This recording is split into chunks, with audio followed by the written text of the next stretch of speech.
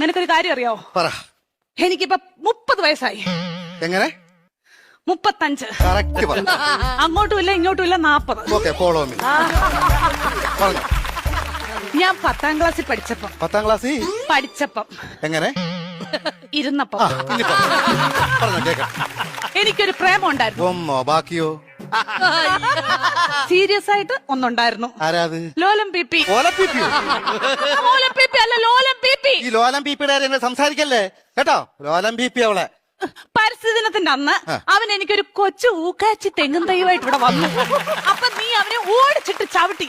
അതിനുശേഷം അവൻ എന്റെ മുഖത്ത് പോലും നോക്കത്തില്ല. എന്ത് പോലും ഞാൻ കണ്ടിട്ടില്ല. എങ്ങനെ ഇച്ചാച്ചി ചവിട്ടാതിരിക്കും അവന്?